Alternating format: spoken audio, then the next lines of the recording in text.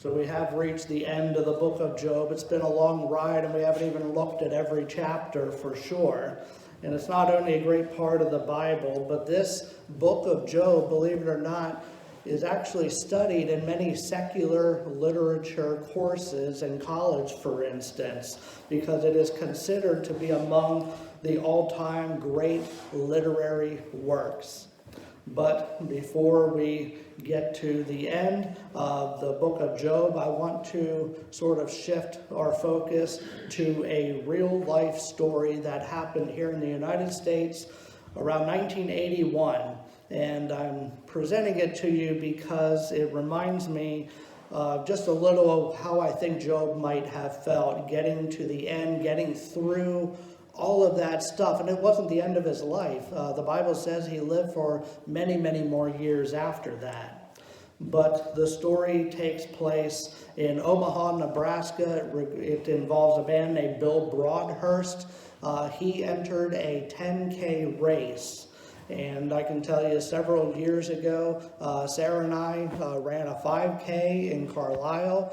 She ran, I sort of participated, but anyway, a 5K, I have the shirt to prove that I was there. A 5K is about 3.1 miles, so a 10K is twice that, 6.2 miles. Back to Bill Broadhurst, though. He just wasn't any average Joe. He had suffered a brain aneurysm and was partially paralyzed on his left side. But even so, he didn't want to let that get him down, so he entered this race. But he didn't run to make headlines. It was just to prove to himself that he could do it. And he also ran because his hero, he loved racing, he loved athletes. His hero was a world-famous runner named Bill Rodgers, and he was competing in the same 10K. And so Bill Broadhurst, we have two Bills going on here, but Bill Broadhurst just wanted to be near his hero, so, not expecting to win, especially with his handicap. And so Rodgers ended up placing first, no surprise. He was a trained athlete, and he finished the 6.2 miles in a little under 30 minutes. Okay, so he did really well. Bill Broadhurst made his way slowly through the course, and 1 hour passed, and then he was still moving along, and 2 hours passed. And remember, his hero was done at about the half-hour mark. And he said as he was running, his paralyzed side started to ache and just feel like dead weight, trying to move one leg, with every effort that he can in front of the other, just lumbering along at this slow pace. At 2.5 hours, he said that he felt this intense pain. He wasn't sure if he could even finish. But at the end, he saw the finish line in the distance, and sadly, sort of his spirits sank because the finish line and all the banners and everything were taken down. Everyone else had finished, and he was still trying to make his way through this. So it seemed like insult to injury, and literally to injury. But he still lumbered along and wanted to finish it. And I would just ask, if you were in that situation, what would you do? Would you want to finish it just to say you did, sort of for, your personal benefit? Or, how easy is it to just quit? Just, say, hey, I tried, I failed, and that's the end of it. Well, Bill did figure he ran that far, so he may as well finish it, and he did. And I see Job a little bit in that picture.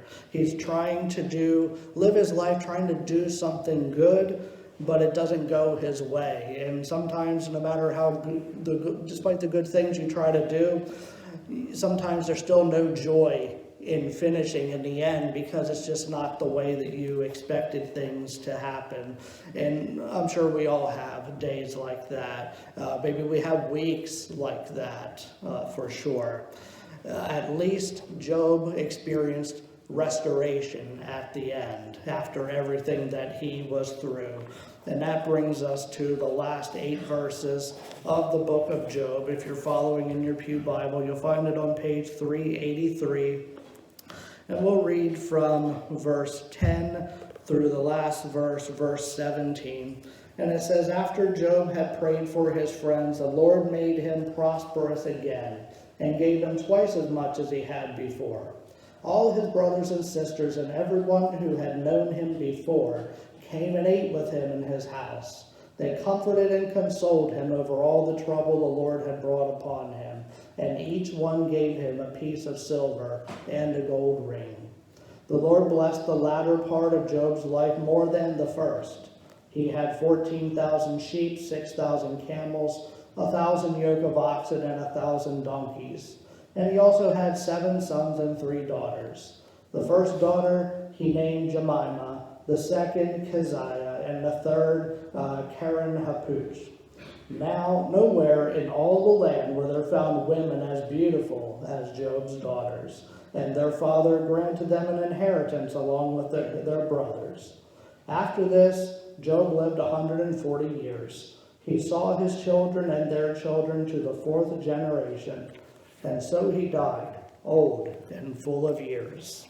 May the Lord's blessing be added to the reading and hearing of his holy word. This is the happy ending that Job certainly didn't think was going to come. And it comes after God speaks to him specifically. It comes after God instructs Job's friends to bring animals to him to sacrifice for their shortcomings. And it comes after Job prays too. It's God's way of restoring Job's relationship with his friends that came first. And we have to notice that Job's material restoration, which we just read, came after his spiritual restoration. That part had to come first. And we also notice in the scriptures that Job didn't ask for any of this from God. He was restored all because of the grace of God. God chose to bless Job with this wealth. And I wonder how Job felt, how he responded truly in his heart after God blessed him again with all of this stuff. I'm sure he did it with all humility now, because all the prior 41 chapters certainly humbled him. And after all he had been through, I'm sure that he did not take any of this for granted either. Now I'd like to go back to the 10K runner, Bill Broadhurst. I actually didn't finish that story. That was a very sad story if it ended the way that it did, where he was the last person across the finish line and so forth. As Bill finished the line, there were still a few people waiting on the side, okay? And of all people waiting for him was his hero, Bill Rogers. He knew of Bill Broadhurst's story, and he was waiting for this man that he knew was half paralyzed and was aching, and I'm sure he had an idea of what it would take for this man to finish this race. So he waited for him, and they say that when Bill Broadhurst came up on the finish line, he noticed him there. Bill Rogers came over and gave him a big hug. He took off his first place gold medal, gave it to Bill Broadhurst, who was the last runner to cross the line, and he says, "You worked harder for this than I did." And for Bill Broadhurst, just finishing the race was reward enough, but yet he ends up getting even more than he expects and hopes for, to meet his hero and to get this medal that meant so much to him from his hero. And I think in the same way, God rewards those who struggle as well, and people who persevere in his name, just like Job. Now, the material gains for Job, it says, were twice what he had prior. So if you would go back to chapter 1, you only have to go 3 verses into the book to see what he had before. And if you compare it, everything is doubled exactly. Where he had 7,000 sheep to start, now God gives him 14,000. 3,000 camels become 6,000. The 500 oxen and female donkeys become 1,000 each. And we remember that before Job lost everything, he was among the wealthiest men in the world. And now God blesses him twice as much as he had before. But that's not all. That's not the only thing that we read of, that the way that God blesses him. Back in chapter 1, verse 2, it says, 7 sons and 3 daughters were born to Job. And so we read at the end of the book, everything is doubled. But then we take notice here. Why in verse 13 of chapter 42 does it say he also had 7 sons and 3 daughters? We would expect it to be 14 sons and 6 daughters. So the children are the only thing that aren't doubled. And we wonder, did God make a mistake here? What happened? Well, of course, God doesn't make mistakes. So basically, this is, I think, one of the neatest sort of details that it's there, but it's not spelled out for us. But I don't think we have to go very far to get the answer on that, is that the first 10 children were not lost forever. Unlike the animals, he's never going to get those animals back and that business back. But those 10 children, he will see sometime in the future, in eternity. The animals are replaceable, but his children were irreplaceable. And God blessed Job by doubling the numbers, only by giving another 7 and another 3. And again, the children are not mere animals, and they are certainly not replaceable. We live in a time, in a history in humanity where life is not valued as much as it used to be.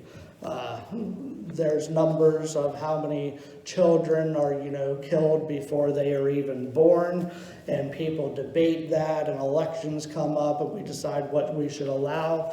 It's not only children, though. I don't know if you're aware of this, but there is a concerted effort out there to start doing the same with the elderly. People who aren't considered useful anymore, should we just get rid of them? And that is what people are actually debating and discussing. We don't say we're going to kill those people. We use nicer language. We're going to euthanize them. It sounds a lot nicer, but in the end, you get the same result.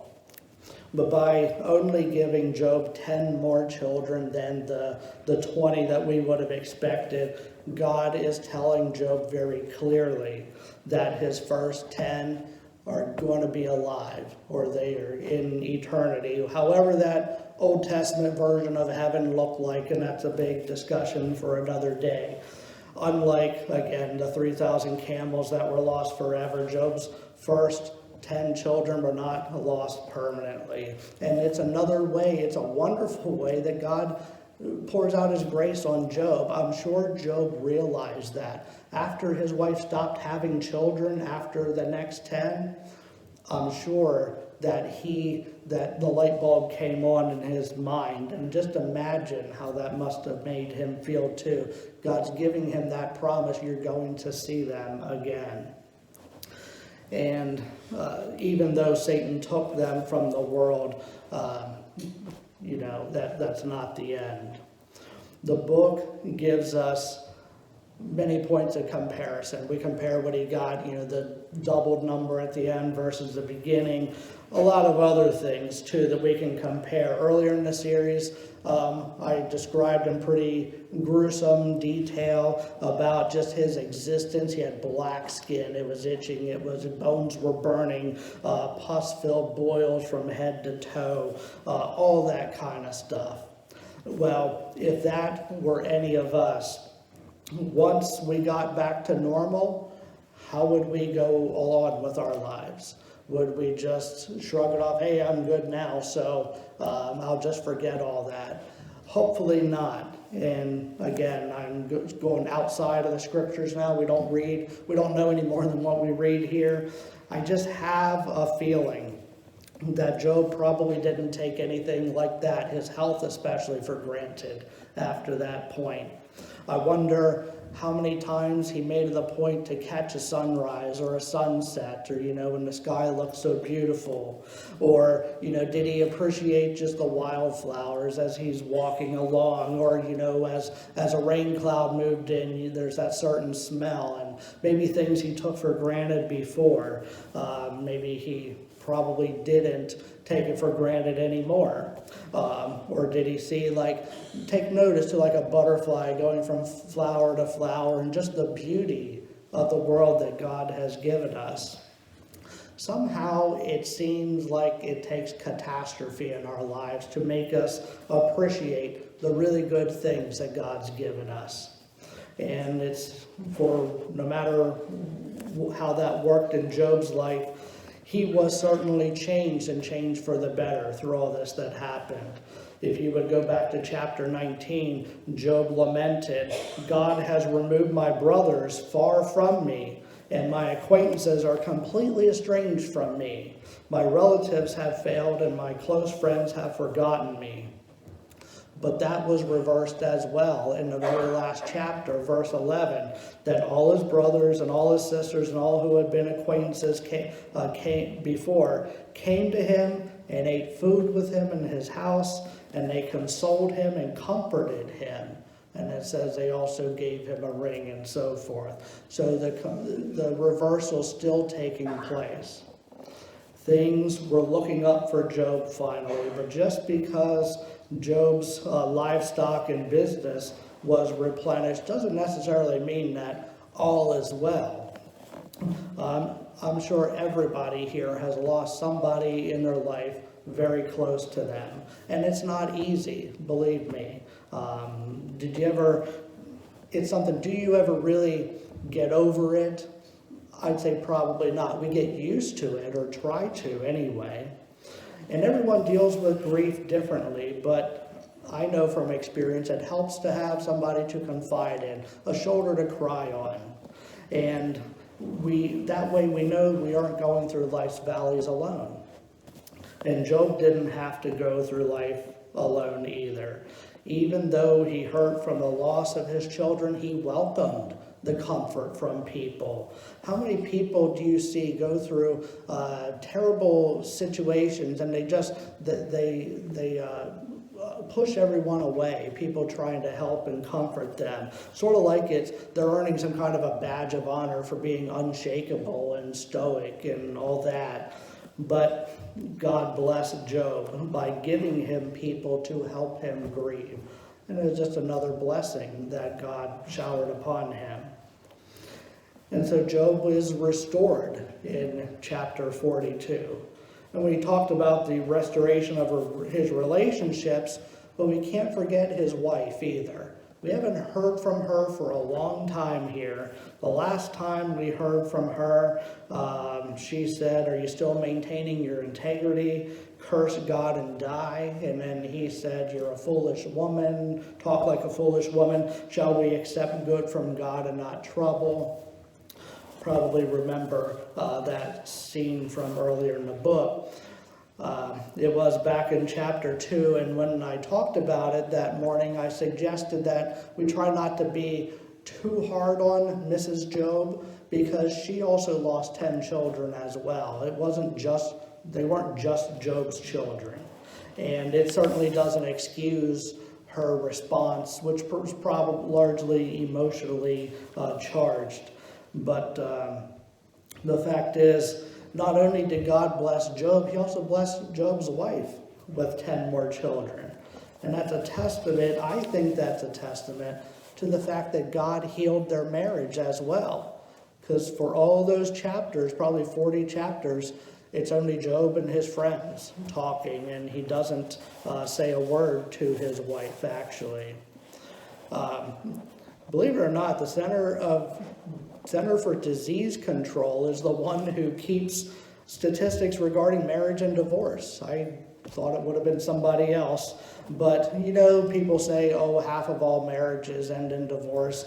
You can play with the numbers and all. I'm not going to get into much of that. The most recent numbers I could find is 44%, so we're pretty close to half.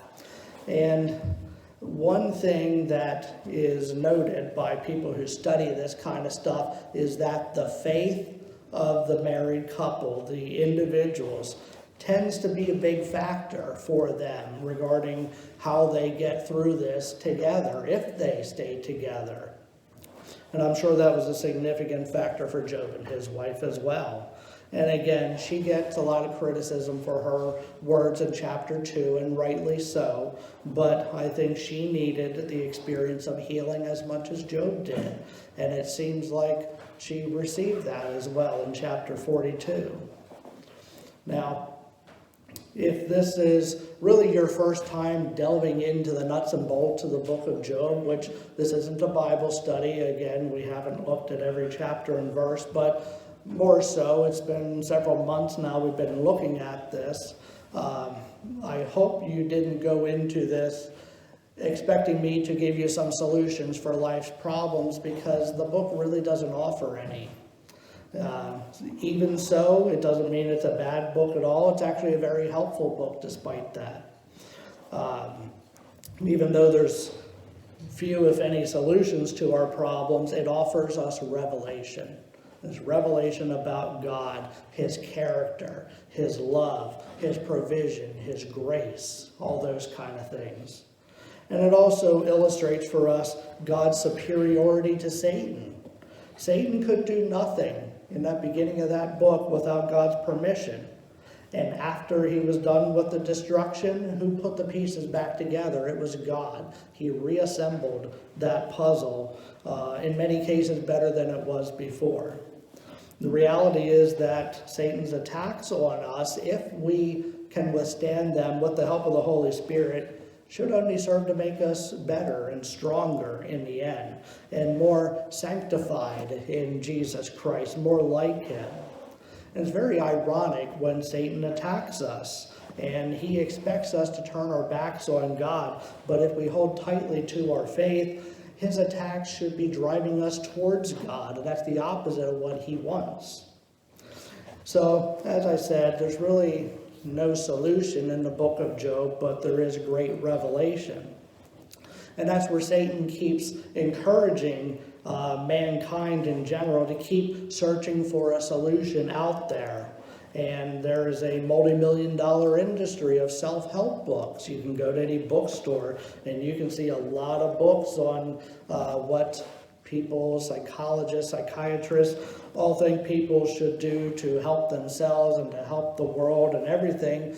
But we're still, are we any better off as a result? I would say probably not. The thing is, Satan never encourages us to seek revelation. He never encourages us to do that, because that would then take our focus off of our troubles. And that is the biggest challenge to his power and his control. So Satan relies on us ignoring God and his word. And hopefully we aren't ignoring God's word. Hopefully we're reading his word on a regular basis and praying on a regular basis. And if that's you, then I would ask, how do you respond when the struggles of life come then? Do you feel being pushed towards God, or do you find yourself, pushing God away?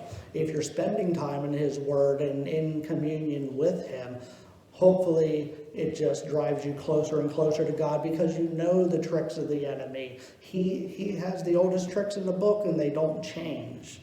So that is enforced even more so when we spend time in his word. Job, in the end, he put his hope in the one that was bigger than all of his circumstances and all the things that were crashing down around him. And it is my prayer that everyone here sees value in this look at Job. And also, I hope that we will all be able to leave the world as Job did. It says, old and full of days. It's a beautiful way to put that. just like Job. And knowing that, and you can do that knowing in your heart who God is, knowing that there's someone who always loves you when everybody else seems to hate you, somebody who is compassionate to you when the world is cruel, somebody who is control of your life when it doesn't make any sense, and somebody who will never leave you nor forsake you amid the attacks of the enemy. So in short, I would call it a Job-like faith. And I pray that everyone will exercise that type of faith until the glorious return of Jesus Christ to this world, who's finally going to bring vindication for all who endure the enemy's attacks by giving us eternal blessings to enjoy, just like he did for Job on earth. We will get those same in eternity. Let's close and bow our heads and go to the Lord in prayer. God, we thank you for this look through Job. It has been several months, I'm sure, that we've been going through and looking at significant events and each of the friends in particular, and looking at Job's wife and looking at the initial attacks by the enemy, and now finally the restoration. And the restoration is what makes it all worthwhile. God, we thank you that we see this beautiful picture of a man who was completely destroyed, lost everything that was dear to him, yet you loved him enough to put the pieces of his life back together. And we can just imagine how that must have angered the enemy, that he was not successful at all. God, that is a testament to your goodness and your love for us. We thank you so much for that, and I pray that everyone here will take comfort in knowing that just like you took care of Job, you will also take care of us. Maybe not restoring us to the extent you did to Job on earth, but that is just a picture of what we will get in eternity, infinitely more. And God, we thank you for the Holy Scriptures and for your goodwill to keep those Scriptures intact so that we can learn from them to this day. We thank you and praise you in the name of your Son, Jesus Christ. Amen.